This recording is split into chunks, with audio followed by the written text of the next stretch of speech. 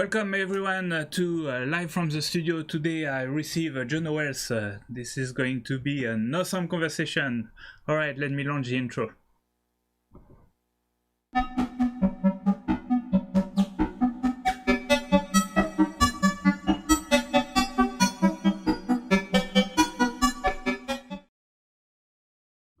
Alright, welcome everyone. I'm with Johno. I changed a little bit my setup, so please bear with me while I find all back my controls. Alright, you know my site, pitchymango.org. Please have a check. I would like to thank all my supporters. I see some of them are here on the chat. I see that Alphaster is there, Malarkey, Gerald Ford, Peronosphora, Kako, Guzman, Carnalex, Ice Locus, Synthor Music. Who did I miss? I saw Schmuster earlier. Did I say Alphaster? Alright, welcome everyone. That's going to be awesome. Alright, a little bit of the news. We've got the next resident will happen on July 14th. So let me paste the link here. July 14th, I've got already a few sign up, but it's still much open. So if you want to be part of this event, please sign up. 20 minutes electronic music, not necessarily modular synth, your performance, your music, and we all watch it together. What else do I have? I've got a Peak took a hiatus in June, but I think they will be coming back in July. So if you want to know more about Peak, where is the link? Here we go. Please subscribe to their channel. They usually are on the third Wednesday of the month. What else do I have? Pins for Progress. So Synesthesia does a monthly event, which is called Pins for Progress, and this is this Sunday. Oops, sorry. So it is this Sunday because it's a Jan Pride month. They've got an awesome pin that you can get, and it will be at 5 p.m. on Facebook and Twitch. So please check it. It's a really cool event, and I've got some awesome performers. I wanted to talk about my fellow co-organizer for Resident, which is Fez, who organizes the Sonic Alliance, which is on the third Sunday of the month at 5 p.m. on his Twitch channel. And I think also is going to perform at Star Crash at DNA Lounge. He's one of the main visualists. So if you want to check on DNA Lounge, Star Crash events are reopening up, so that's quite cool. Resonant Frequency, the last show was on June 6th, so you can watch it again. And I'm waiting for news to know if, that should be soon, if it will be a physical event in July or maybe in August, so we'll see how it goes. Alright, I see Chris Meyer is joining also. Yes, and Chris is going to be our next guest on Live from the Studio, so that's awesome. What else? Oh, we are going into Bandcamp mode, so there will be a Bandcamp Friday, I think on the 6th of August, but meanwhile I saw that Alessandro Cortini has released a new album that you can find on Bandcamp. It's quite cool, you know, Alessandro Cortini. I saw also, this is, if I'm not mistaken, Sarah Davachi has got an album coming up, and it's all on Bandcamp, which is called, sorry, I need to move, Antiphonal, and you've got the pre-order. What else do I have? I've got Steve Roach. So the Phoenix Synthesizer Festival was last weekend? Yes, last weekend. And Steve Roach was the one closing the event, and he has got a new album also in partnership on Bandcamp, so please check it. And also please check the Phoenix Synthesizer Festival. It was really awesome. The video are still there, and I think they are going to put individual performance on the channel on the Paradise Valley College YouTube. So you will be able to rewatch everything, and your favorite artist. Johno was part of it too. Other Tongue. So you may not have heard Other Tongue, but you've heard about the people behind Other Tongue. So it's an event from Nathan Moody, It's a new album, and there's a lot of collaborator in it. Who do we have in? So that was produced, mixed by Nathan Modi. Looks like he's going into albums. There's Mason, Chris Musgrave, Benjamin Hitz, Jeff Schmidt, Damian Kasboher, and there is a video by Dirty Bill and Sign Brave. So album with video, so it's quite cool. Another album, Sea Monsters by Night on Mars. Hi, Johno. Sea Monsters by Night on Mars. Yeah. And the last one is the Aephonic, also has released a new album, which is Summon. And now we are reaching Johno Wells from Bandcamp. So let me change also all my screen here. Going back to Johno. Here we are. Welcome. Hi, how are you doing? You didn't tell me I had a hot mic. Oh, well, it's way better like this. Damn it. I'm so sorry for stepping on your show. It's okay. Yeah. The previous album, so Sea Monster, Night on Mars, and Summon, you were telling me about them. Yeah. Night on Mars is Johan Englund from the UK. And he and I became friends, I don't know, early on in the Modular World journey. And he played on a show, and he's just such a great guy. And he does a lot of guitar and modular. Mm-hmm. And he's just an all-around, like, multi-instrumentalist guy. And this record is just like, it's remarkable. All right. And the Aephonic, you're doing the promo of this record way better than me, so that's why I'm asking you about them. So Aephonic is Brian Horsfield from Colorado. And he's, you know, I mean, all of his performances are just these huge, lush, enormous productions. And yeah, this single is like, I want more than a single, you know? Yeah. But it's so good. Why stop on a single? Carry on. Yeah, seriously, you're killing us. Yes. I don't know. This is the new stuff I do. I record like 20 minutes and then I slice it in 5-minute piece, so like this, you know. Perfect. It's an album. Yeah. It's an album. It's a 20-minute or 30-minute modular synth, but at the same time it fits the format of record and streaming stuff. Right. And then everybody says, God, it's so coherent. It just feels like one piece, and you're like, well, I'm just that good. Yes, exactly. I have not done that. That's a great idea. All right. So here I've got Johno Wells, Bandcamp.com. So who are you? Who are you again? Well, Franck, come on. I'm your friend. I mean, you want me to answer that? Yes. Okay. I mean, you want like history, like with that, or just like a one-sentence zinger? Oh, we'll go to the history of okay. the man, the legend. Well, I guess primarily I'm a musician, and I think with Modular World and with the bands I was in the past, I've always been kind of like a community organizer guy. I've always liked being the one who, like, you know, built the event, called the people, set it up, ran the show. I do modular on the spot here in San Diego. And I love the relationships and the talking and the getting to know people, usually more than my bandmates did. So yeah, musician and community organizer, let's just go with that.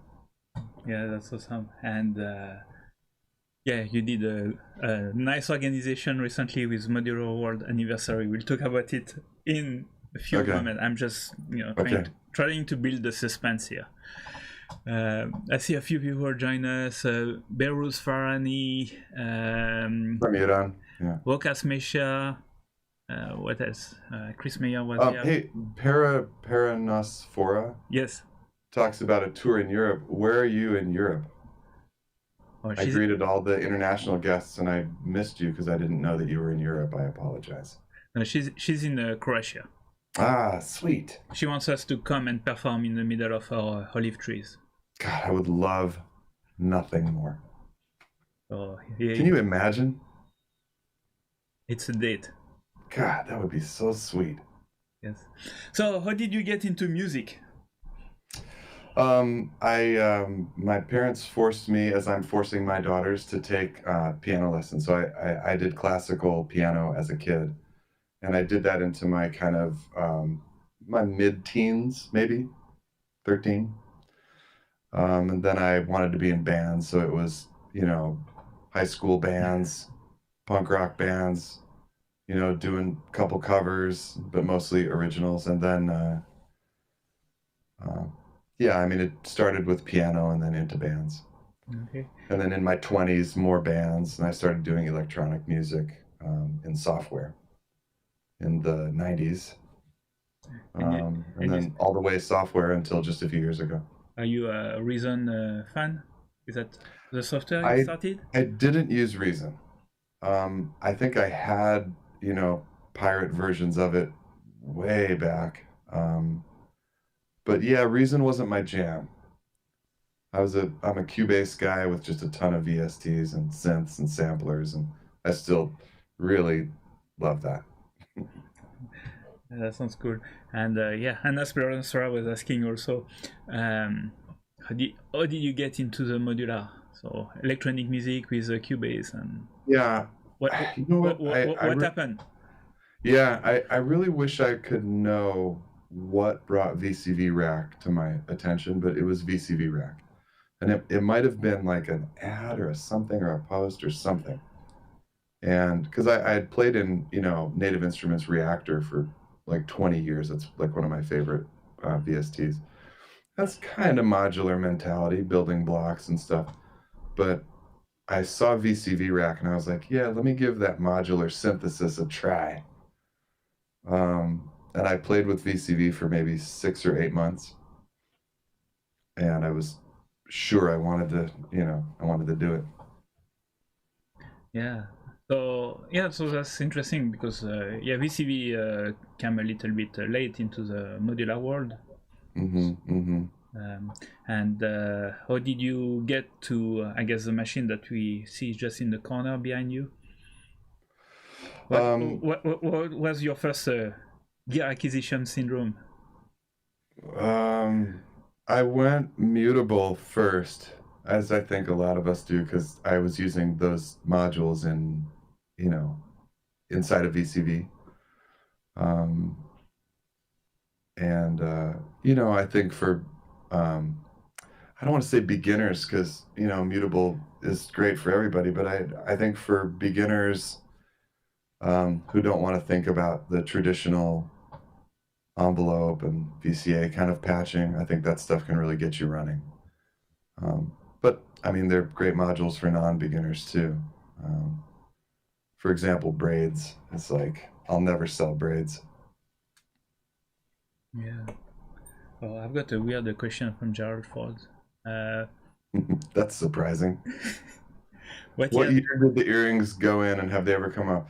Yeah, I know these are like 1991 kind of earrings, and 1991 called and they want their earrings back. They I gotta say, yeah, Alpha Stair 96. They were in before I was married, which was 95. So I would say 94-ish. And they have not come out. I mean, they have, but not for, maybe like an event or something. I've got little glass plugs that I've worn for certain things, but. Indeed.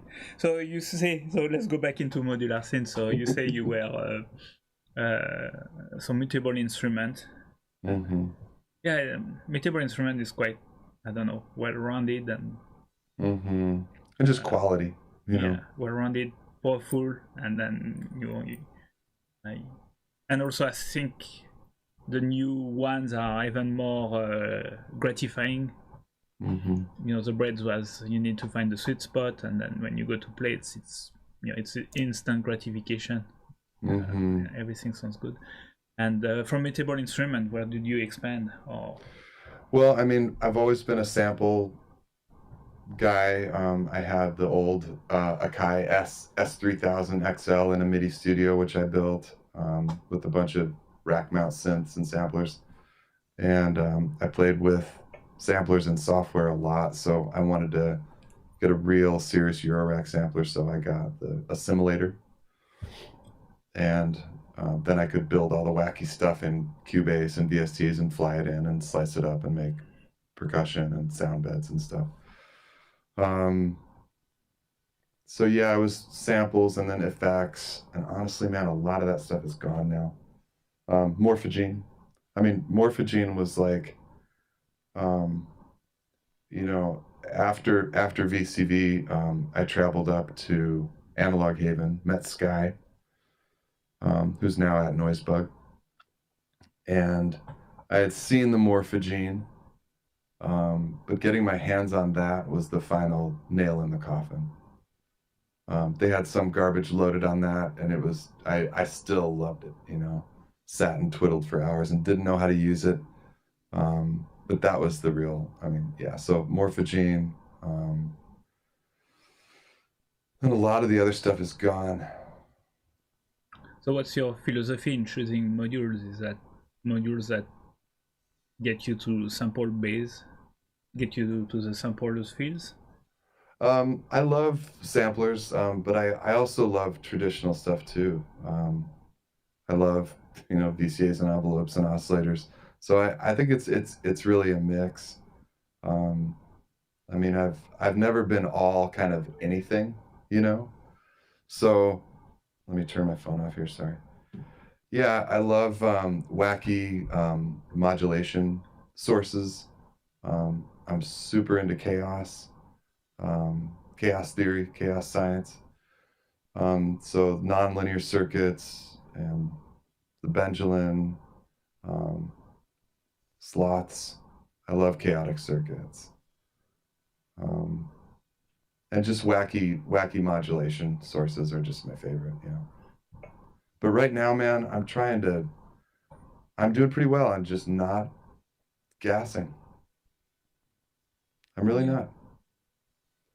Yeah. Which is kind of, it's a first almost. Like there's definitely things I want, but there's not things that I'm just like insane about right now. Like I'm really working on it as an instrument and trying to kind of take that, you know, more seriously. I think I've got everything I need to go in a million directions. So plus I've sold everything that I don't use. So unless I, you know, like I can't buy modules without selling modules. That's kind of my philosophy, because I'm kind of out of space, you know, and there's nothing I want to sell. So I'm good for right now, you know. Yeah, I see that also. My case is full, and I'm very peculiar about what module I get, and yeah, no, it's taking more time. Even if I see a new module, I say, okay, that's cool. What does it do? Okay. Mm-hmm. But I don't know. I have a music direction, so the modules need to fit it, and you know, I need these extra modules for what? Yeah, right. Do I have space? You know. I cannot say the name. Come on, help me. Peronosphora. Peronosphora asks, where did we meet? I think you and I met just doing events this past year, right? Yeah, I think it was the frequency shift. Oh yeah. You know, I think that's when Trovacy plays a matchmaker, because we were both hosting it. Was that when we met? I think so. So that was last August.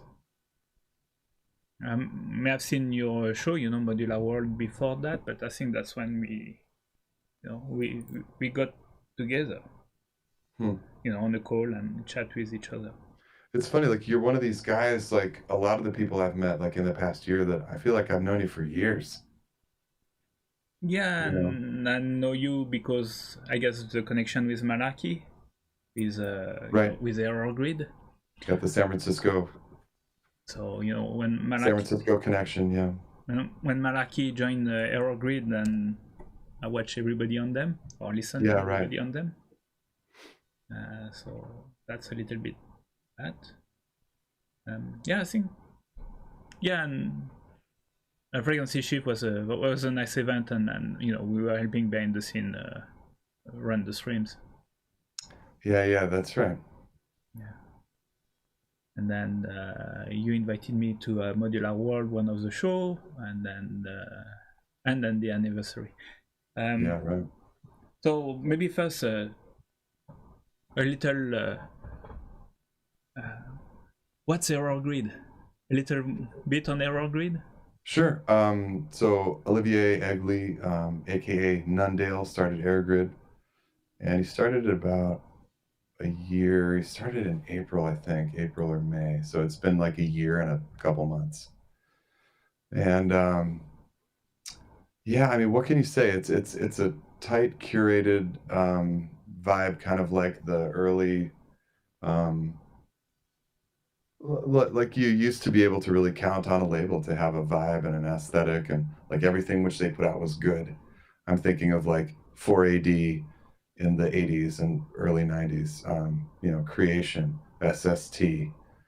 I mean, the list goes on, into like the like IDM years with Schematic and Chocolate Industries, and to some extent Warp. You could count on what they did and it was all good.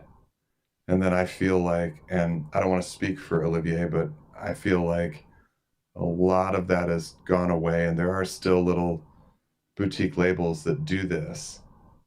But like, I look at something like Warp, and it's like they're putting out all kinds of stuff that's totally, in my opinion, way off brand from where they started, And that's fine. They can evolve and change, and we don't need to hear, Autechre like variants, forever. But so Olivier's inspiration is to really keep a tight, curated vibe, and I think that he does. Yeah, no, that sounds cool. Yeah, and I think there's a philosophy, there's a vision, as we'll say. Totally. And yeah. And I see, and I think also people release for Aerogrid, or they release independently of it if it doesn't fit the vibes.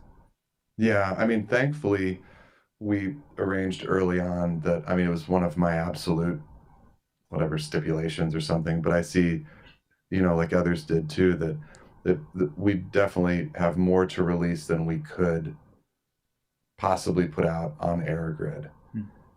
Because either there's just too much, or it just doesn't quite fit the aesthetic. And so, I had worked out early with him that I'm gonna need to release outside of Aerogrid and stuff that just doesn't fit the label, and he was cool with that. So yeah, thankfully I can release independently too.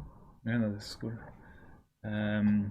Before we go in Modular World, I saw a question from Gerard Ford.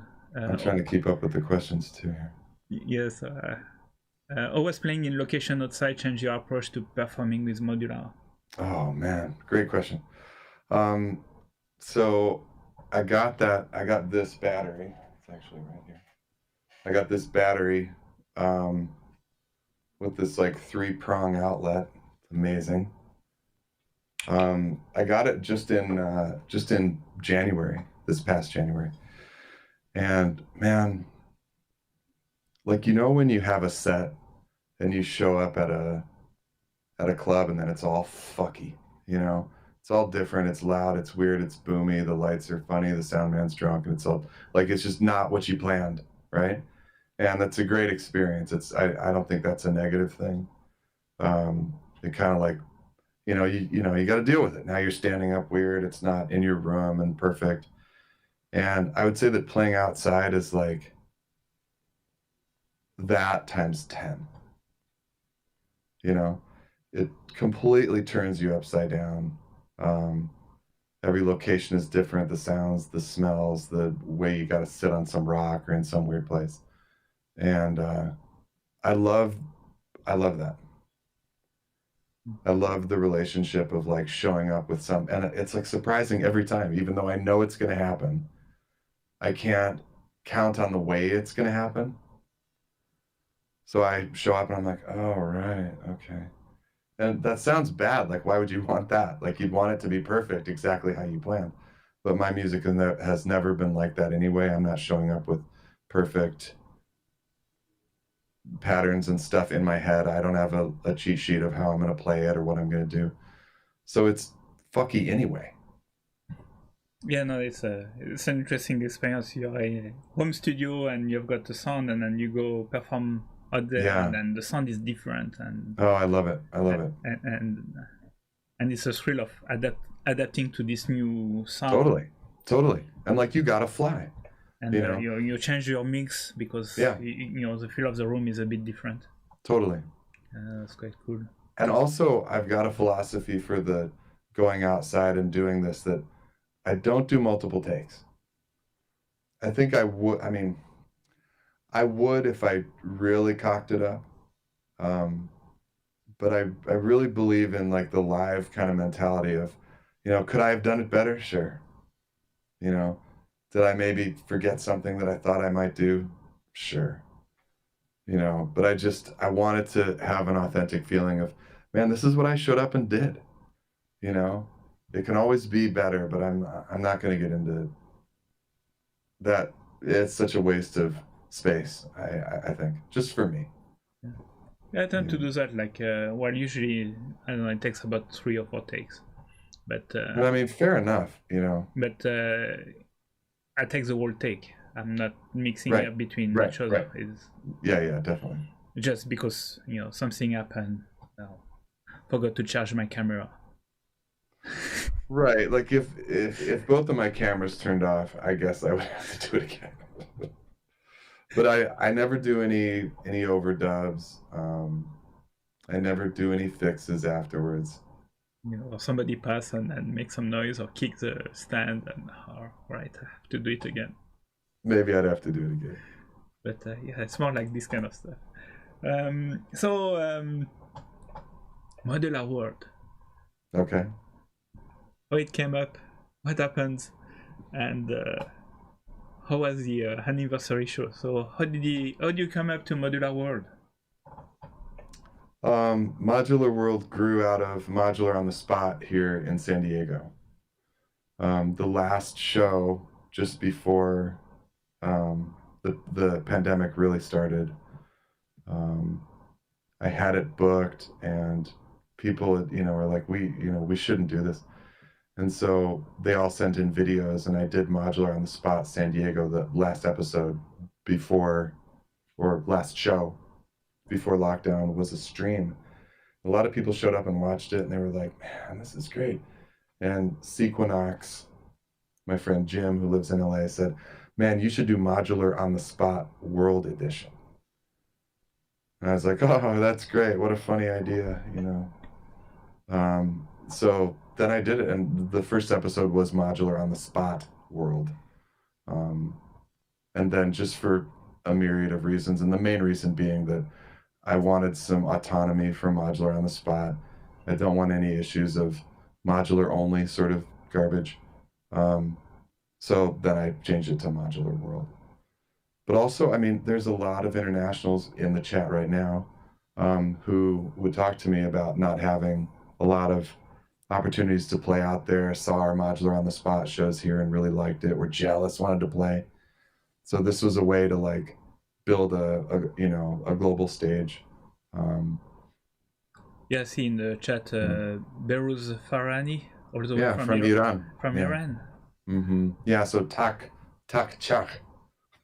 I think I said that right, Beruz.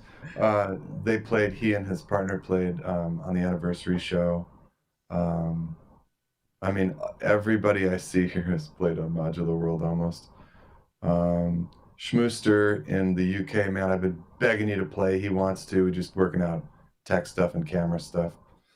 But yeah, I mean, international audience is just like, it's so alive and so huge, and it's exciting to kind of take all of our little bubbles and societies here in the US, then mix it with global. It's just, God, it's like a great joy of my life making that show. I love it. Yeah, no, that was awesome, and it was really a modular world because sometimes sometime world is like 2-3 countries, but Right. you really And really this is you really did a spin around the world. Oh, you mean for the anniversary show? Yeah, also for the anniversary show, That one was, yeah, it was fun to curate because I needed to get through the dark hours for the US because I told everybody that I wouldn't have you up playing at a shitty time. So that was hard to curate that because I wanted more of the international players in the day so we could see them. But I had more people from the US on the show just because of numbers. So yeah, it was, I mean, you really did go like around the clock. It was really interesting to curate that. But I mean, just for regular shows, it's hard because there's a lot more people in the US who contact me, who have videos, who are ready to play. And I can't have five performers from the US on a show. And I can't have show after show of white males. So it's like, this is the challenge of like making it international and then all inclusive for all people. So yeah, it's an interesting balance to walk, but it's, I mean, and as a white male who hosts a show, I've got to be, I've got to, make that work serious. Yeah, no. That's why it could be just show after show of white males from the US. Oh yeah, that's easy to do, that one. Yeah, I see it for live from the studio. I'm trying also to bounce also into move around the world gene pool. It's got to be real. I mean, it feels good for us, bleeding hearts, to say words like inclusion, and we feel good about ourselves for being like that. But it's like, you got to do it. You got to follow through and do it. And that's the work, Yeah, that's quite cool. This is a whole other conversation. Yes. It's a good one, but that's a whole other thing. And also, it's music and art, and it's always interesting for me to discover somebody taking it a different way. Yeah. Let me see your new approach. I've never heard that sound before, that style before. Which one? No, in general, trying to find somebody. I never heard that sound before. I never heard that style. Or that mash between genre. That's the kind of stuff I'm looking for. New sonic experience. Yeah. I would say that maybe a quarter of the show, maybe, are people who are hitting me up to play, and the other 3/4 are me chasing down people who I've seen, and I'm just like, oh man, I love what you're doing. So the big question: how did you survive 30 hours? 34 hours. 34 hours. Oh God. I don't do drugs. I don't drink. I mean, drinking would have obviously put me to sleep, but I don't do anything, and I actually don't. I don't drink coffee either. So it was just kind of. I mean, I drank a lot of water. But honestly, man, I just don't know how I did it. I was fueled by like fear of. This is gonna sound funny, but I was fueled by fear of failure. I did not want to like be the guy who said he would do it and then fucked it. I didn't want to, like, I mean, our community is so gracious and everybody would have been so nice. Like, hey guys, I tried. I did half of it. We'll do the second half next weekend in another show. But I just couldn't do it, I mean, everybody would have been super nice and like, hey man, you tried, and it was a lot to undertake. So, that pressure really kept me going because I just could not fail. I didn't want to not make it through. But, what I took for granted was the exhaustion on my eyes. because like those who know me here know that I don't sleep much. So the actual staying awake part was I wasn't worried about that. I wasn't gonna fall asleep on stream. That that wasn't gonna happen. But I mean, like 12 hours in, right? Like like it started at noon. So at midnight, I was having this like low level panic because what was going on was like if you're staring intently at a screen, and I mean like intently, where you're clicking and clicking and scrolling and adjusting and bringing into zoom and chatting and drop down menus and scrolling and clicking, like there's no escape, right? Because I've got people lined up in Zoom who I'm bringing in, one after another. I've got a chat. I don't want to crash the computer by over clicking and being fast. So everything was like extremely deliberate, and I'm just staring at the screens. I took that for granted, what that would take. So by like midnight, it was getting a little dark. Yeah. Like I'd been dosed, like psychedelics, like you've got that moment where you're starting to click on and it's like, it's going to be kind of slippery here and you got to choose whether this is going to be a positive experience or whether you're going to have to call the paramedics, So from like midnight to like 5 a.m., it was dark, my brother. Yeah, that's a low spot, and then... That was a low spot, yeah. And then you wake up again. Well, interestingly, just like physiology shifts, like I've got my, my family left. Okay, so my, wife and daughters left for the weekend. And my daughter's room window is open. And it's so interesting how your like physiology shifts like in the morning. Like the light was coming in. The birds started chirping and I was like, it's gonna be okay.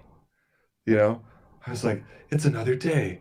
Like you're gonna make it, I'm ready for another 24 hours. Yeah, I was like, I'm gonna make it, But I mean, just other than the eye strain, I think that just the personality strain of like, if you're the third person on the show, or if you're the 100th person on the show, it's not your business, it's not your journey, it's not your problem where I'm at. Right? This is your moment on the show, right? So I have to give you that same level of interest, respect, time, yes, everything. And that was like extremely hard. Yeah. Because these are my friends. These are people I know and love and respect. So, I mean, that part wasn't hard in my heart. I mean, I was all there. But man, oh man. Like trying to keep that up and give that same level of genuineness, reality, that was insanely mind-bending. Yeah, no, that's awesome, and thank you for doing it. It was a blast. No, it was super fun. Cool show, and you had a few friends also in the green room doing the cheers. Well, Saturday, yeah. Well, Sunday too. A few people came up to your place to... That was such a beautiful thing, and that really bolstered me through it too, was that, I mean, a good amount of people showed up here to hang out. Yeah. I could hear them partying downstairs, they're coming up and down. But like through the dark hours, I've really got to credit Mike Dobler, because man, he was here the whole time. And I was walking downstairs, filling up my water, saying hi, and he's sitting on the couch just like front and center watching the whole thing. Yeah. And just knowing he was here made a big difference. Yeah, I seen so I don't know, yeah, Ojo, Mike was here, Cauldron of Bats, say awesome show, and what was it, Beruz say, yeah, Energy of Love to go through. Oh, Beruz, God, I love that guy. Yeah, that's nice. We passed the half hour, so I think it's time for your performance. Okay. You want to introduce it, or I just launch it and we talk about it after? Oh, we could do both, or a little. Maybe before you play it, let me acknowledge Cauldron of Bats, who I see is here. Man, Chris, so I could not have done this shoot without Cauldron of Bats. He's my new partner in crime for the crazy locations. If I'm on the beach or if I'm doing something kind of peaceful and super safe, I'm fine going alone. I think it's nice to just like do your thing and be alone and kind of be. But I've been choosing a little couple of dicey locations recently. And Cauldron of Bats, man, he's up for like an adventure, you know? Like, I want to go to here. And he's like, great, let's go. You know? Yeah, he's a great fun. Great guy, and talented local musician, lives like a minute from me. Yeah, Instagram, Cauldron of Bats. We just recorded one for him just a few days ago. Great, just came out awesome. Yeah, partner in crime. And then also Leo Van, who lives in Austin. He's the one who did all the graphics for this. Okay. So talented modular artist and also graphic artist and visual artist, and he did all the graphics for it. Yeah, I saw the graphics, and it's a really nice match. Yeah, I mean, it's the first time that I've had graphics on a piece. Usually, it's not really my style. And he made these with this little collaboration we did a month ago, where I gave him a track of mine and he animated to it. And I said, man, I want that. I want some I want more. to use that in something, you know. I want some more. All right, let's launch it, and then we'll talk about the performance. All right.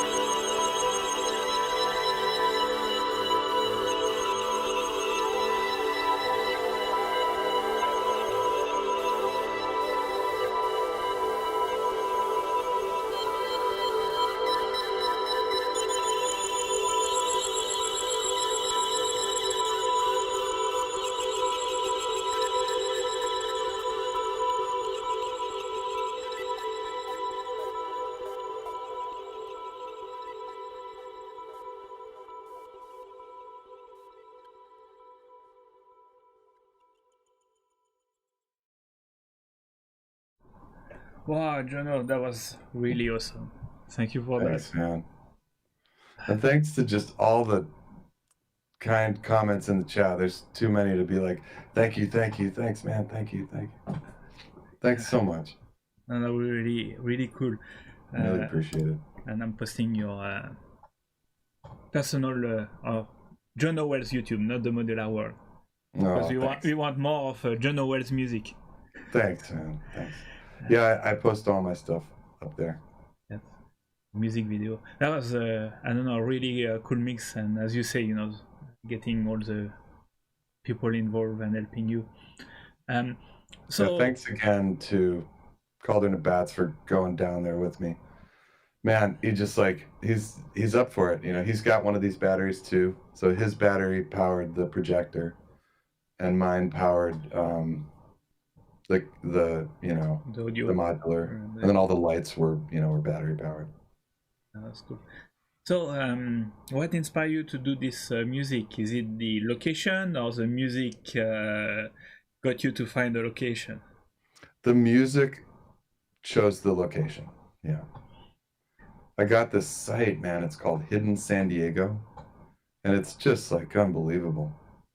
They have all these freaky places, and they've got the coordinates. So I've just been kind of picking them and checking them out. And we scouted this place a couple days before and knew what we had to do to get down there, and what we would need to bring. Because usually I'm sitting, and there was running storm sewer water through this. It's not sewer, but it's storm sewer. So I couldn't sit. So we had to bring this table. So right away, we were talking about before, like the elements that are different when you get there. Like, I don't play standing up here. I'm this tall guy. I can't hunch over like that. So I'm sitting at my kitchen table. I'm sitting here. It's all nice and relaxed. But we get there, and I'm standing in running water in the middle of the tube of the tunnel, hunched over with a small table. So it's like right away, the whole physicality of the performance changes. I can't play a key step really well, hunched over like a big broken giraffe, and I got to do it, so it's like the whole performance changes. Bart Hawkins asks, what kind of battery? It's this one right here. It's made by Rav Power. It's 30,000 milliamps. It's got a 3-prong jack on it. And let me just take 30 seconds to tell this story. It's really funny. It's a little sad. I used to say, like, get it on Amazon. It's $125. And in the past week, Rav Power cocked it up, man. They're sending out batteries and orders with little coupons for $30 off of your next order if you give a nice review on Amazon. And they violated Amazon's terms of service, and all their products are now gone off Amazon. Damn. Fuck. So you can get them directly from Rav Power, and I got nothing bad to say about the company. They're great. This thing powers my my 7U case, which is kind of my happy place working case size, and it powers that for hours. Yeah, I've got a similar battery from different vendor, but I found it on Amazon, and it's got the 110 volts. So yeah, like you need the 3-prong outlet. Yeah, you don't want to do all the converts. It's easy. No. And I think the only thing you need, I pick it up because the peak power was like 90 watt, which is roughly, my 2 power supply.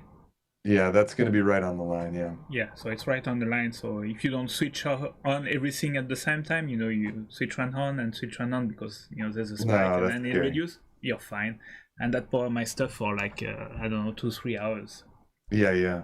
This one does 100, but it does 150 watt peak. And like I said, it powers that IntelliGel 7U 104 for like just hours. I mean, I've used it for multiple shoots and not charged it. So you say, so the music pick up the location. So how did you get into this music? What was the idea behind it? I mean, a lot of my stuff ends up with just noodling and just experimenting, and it just gets into grooves, and I kind of just build it kind of. I hate to use the word organic because it's such an eye roller, but most of the stuff gets built pretty organically. I'd love to say that I had a big vision and I sat down and I wanted it to sound like this and that, but I just cannot claim that. It's much more just kind of feel, and I'm working with the Disting EX, so I'm creating a lot of multi-sample sets out of VSTs and then flying those WAV files in so I can play them polyphonically. A lot of this one was built around kind of a new acceptance of how the key step works. And I got to thank Omri Cohen for breaking into my brain, because I've owned this key step for, I don't know, 2 years, and I always hated it. I hated the sequencer on it. I don't understand step sequencing like that. I don't get it. It's not the way I would work. So I just used it kind of just to trigger things and to kind of test modules more than anything, and it just sits. And he's like, man, you got to use the sequencer in that. It's really organic. And there, I've used it again. It's really like a free form kind of sequencer where I just love this mentality. That's why I used it. So you hit record on it, right? And if I hit 3 notes, it's just going to play those 3 notes in a row. But I wanted some space in there, not just like da da da. So then you hit like note and then rest and then note and then rest. And I was just like, this is so lame. I can't work like that. But he helped me understand it as kind of this open-ended, never-ending. We don't know where it starts and ends. We don't know how many notes are in it. Like how many steps. So to not fight it and to make it, and this is in so many modules, right? Like if you need to have it work your way, but it works in another way, that's going to be a problem, right? Yes. So it's kind of accepting the way that some of these things work and just kind of sucking it up and making it work. So I hit record, and then I'm just hitting like a note, and then I'm hitting rest like 7 times. Then I hit like 3 notes, and I'm hitting rest 2 or 3 times. It's just like whatever, right?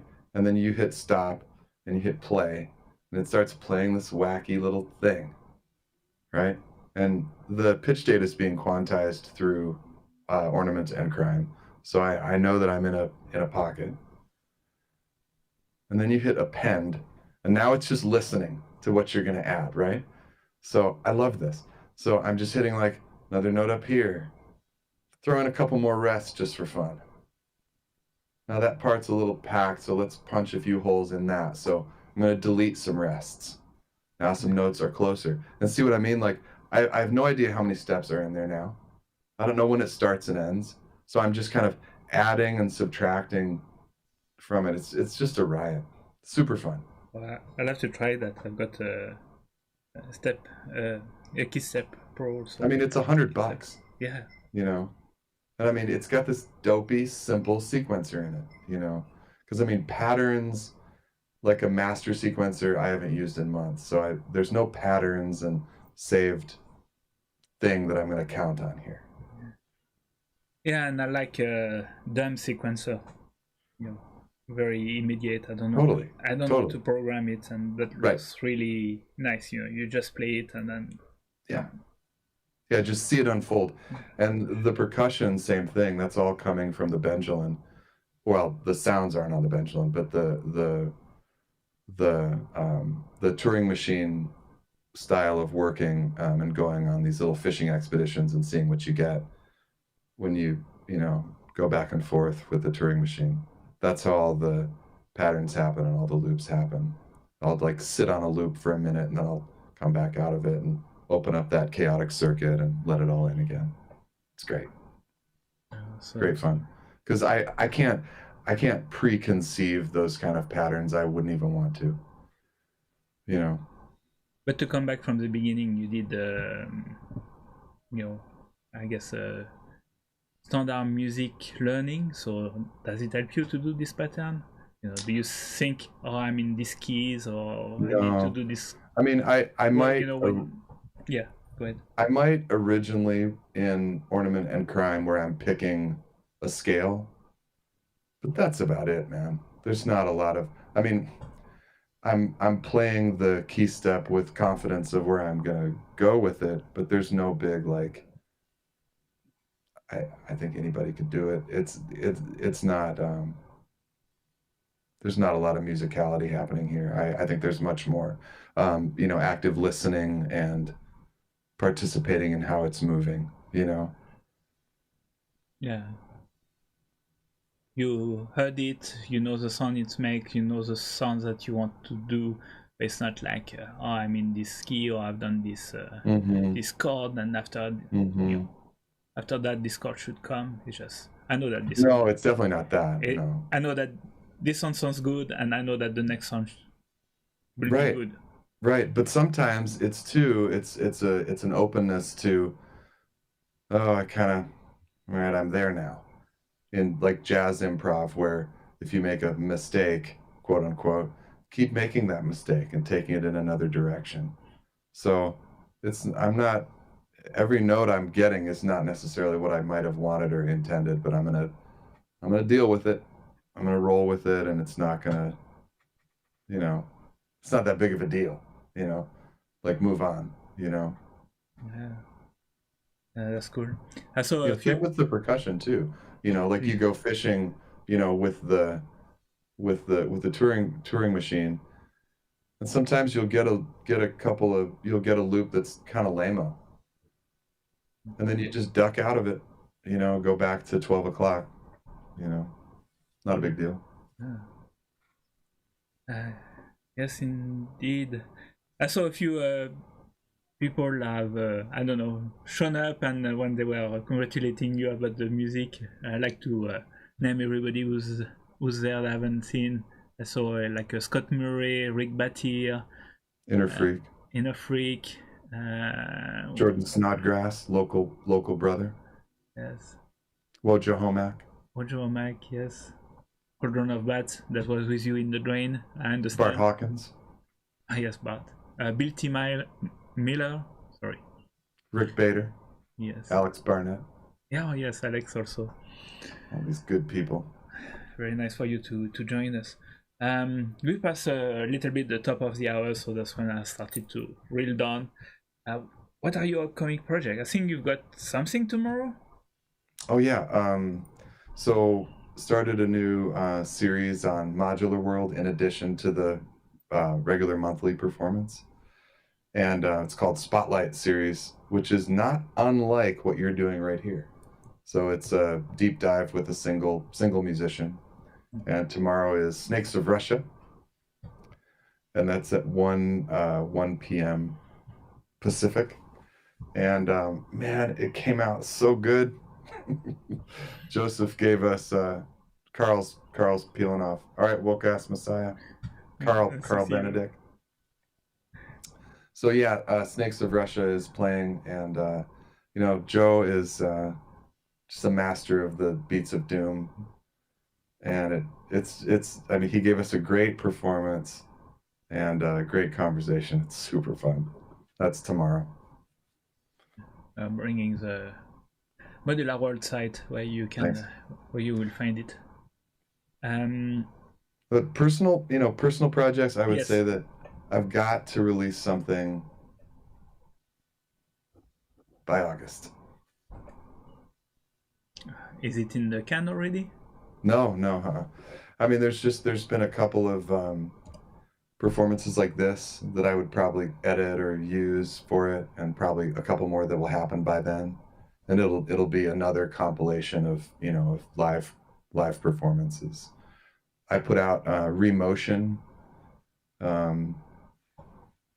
I don't know, a month or two ago. That was same thing. It was a collection of live performances like this, because I think these need to see the light more than ending up on our YouTube channels. So the next one will be a mix of these. Yeah, no, that's cool. 5 or 6 of them. because they're all kind of long form, you know. Putting the link in the chat for people. Yeah, also don't forget to subscribe to Johno Wells YouTube and Modular World and Instagram and everywhere, and click on the like button everywhere you can find it. Thanks. and become green. Don't forget to be green also. Go green. Go green. Go green on Modular World. All these people are green. Yes. We encourage you to do more Modular World. Well, Modular World is definitely not going away. You start something like that, and then it's like, well, we're back to live performances, so see you later, global community. That's not possible now. And you say also you're going to help start, I don't know, the first Modular on the spot post-pandemic. Yeah, Modular on the Spot San Diego is coming back. I ran that here for 2 years, and we'll come back in August. There's a lot of local Southern California people who are dying to play, so I think August we'll be back. All right. I can't wait. That's such a great day. Any other project? And for people listening us, your last chance for asking a question to Johno, but I'm sure if you become a Patreon of Modular World, I guess you can ask any question to Johno. Well, you can ask any question anyway. That said, the discussion and community that's growing on the Modular World Discord is just great. Oh, yes. Great. There is another project on Modular World that's happening in addition to the Spotlight series. I'm going to roll out a patch challenge show. So this will be monthly, and that's on the Discord, and anybody can join it. It's great. We'll do a theme, like the theme is no percussion or all whatever. And that's going to roll out probably in July. Well, July's like now. So anyway, that's coming. And everybody can be on it, and there's no talking, there's no yabbering. It's just all the performances back to back. And I've got the invite for your for Modular World Discord, so I'm going to paste it. Thanks.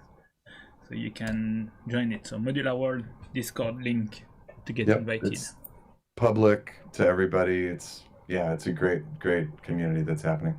I had gone kind of back and forth with starting a Discord for Modular World because there's so many, and my opinion was that we just didn't need another one. But I've just come to change my mind that a lot of people had asked for it. And now that I've built it, I see it happening. It's great.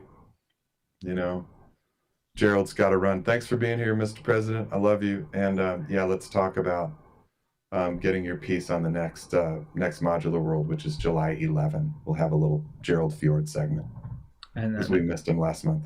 And that won't be a remix. It will not. Love you, Gerald.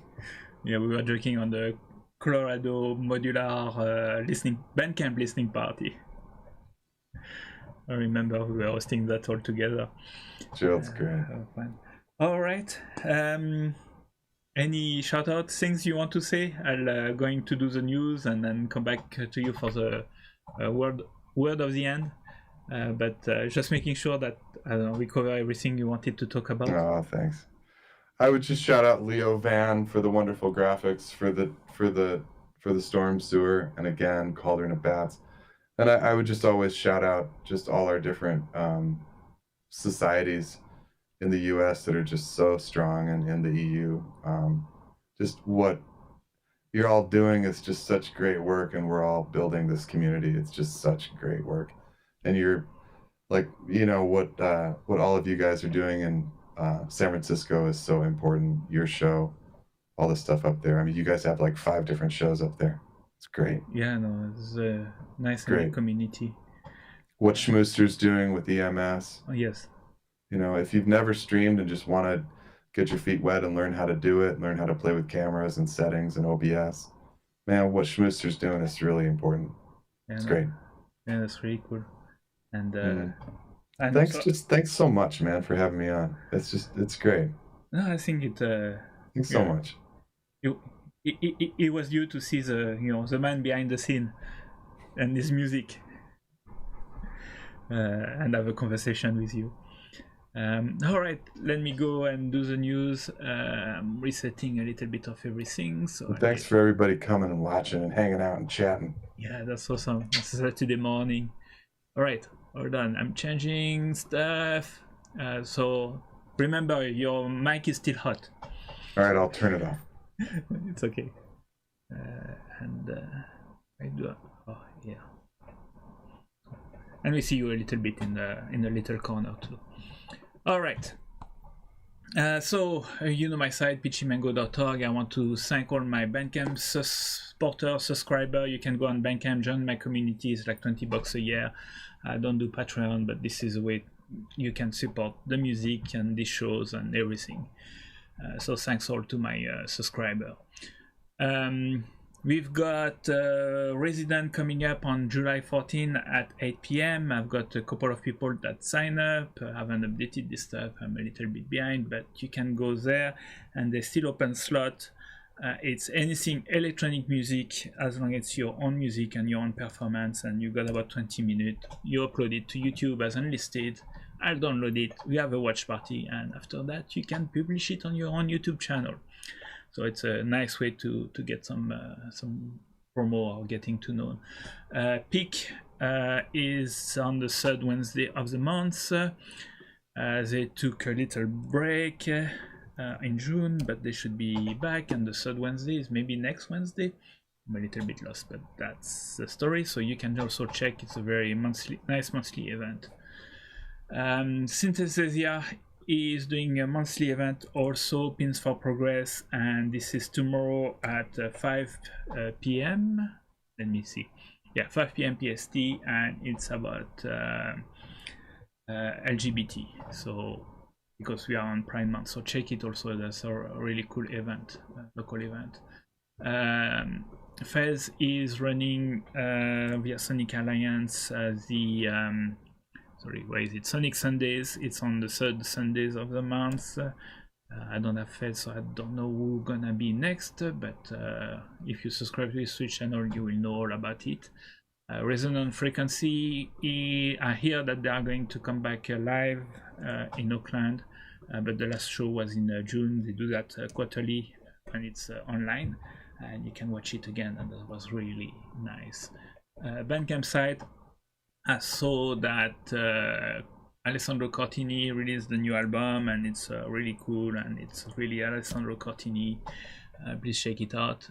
Sarah De Vici has got an album coming up, which is Antiphonals, and I really like what she does. That's on the modular stuff. Steve Roach also just released a new album. So Steve Roach was on the Phoenix Synthesizer Festival. He did the last performance, and that was the highlight, and there was a ton of people. Johno was there, Tulpadusha, Todd Barton, I forgot everybody. I did also a performance, so you may want to check it also, and check also what Steve Roach is doing. So that was on the Phoenix Synthesizer Festival. You'll find it on YouTube on the Paradise Valley Community College YouTube channel. On Instagram, there's St. Phoenix stuff. Our friend Nathan Moody is going into, I guess, on the label side, but is released a new under the label Addertongue.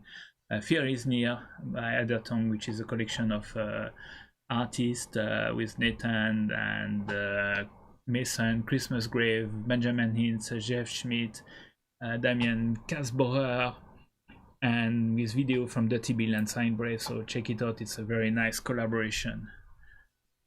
Also, so Johno was pointing to Night on Mars has released a Sea Monster on Bandcamp. Have a look, or have an ear, and then also the Aphonic there. And sorry, need to press enter. Here we go. Oh, I did. I'm on the wrong.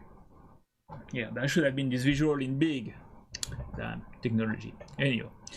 And we are back to John Wells that has released a new album which is called Remotion, and we heard that he's preparing a new one. And if you go to Modular World tomorrow you should have an interview with Snake of Russia, Johno and Snake of Russia, deep dive with him. All right, let me put back. I'll put back your Instagram. Here we go. Instagram is Johno Wells, and let me bring you back on the screen. Johno, are you still here with us? I'm here. You're here. Okay, all right. I'm here. Awesome. All right. Thanks everybody. See, Alex Barnett and Beirut. It was nice from Beirut to join us. Yeah. All the way from Iran. Scott Murray, Bart Hodkins, Schmuster, Peronosphora, Gerald Ford, Carnales, Innerfreak, sorry, Wojo Mac, Bill T. Myler, Malarkey, there was Alphaster, Sensor Music, Narka, Cauldron of Bats, Scott Murray. Oh, I'm missing plenty people. Chris Meyer also, and because Chris Meyer, let me change here.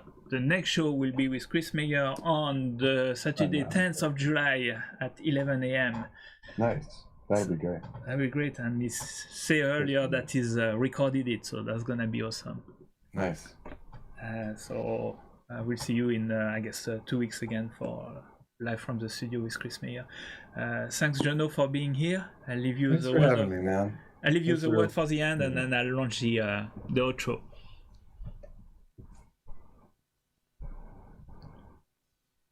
The word for the end? Oh, sorry. Word for the end. Just everybody, thanks for watching. It's just great to have you all here. That's nice. Great way to start the weekend. Thanks, Franck. Thanks, Johno. That was really awesome. You're a gentleman. All right. Take care, everybody. Enjoy your weekend. See you tomorrow on the Modular World.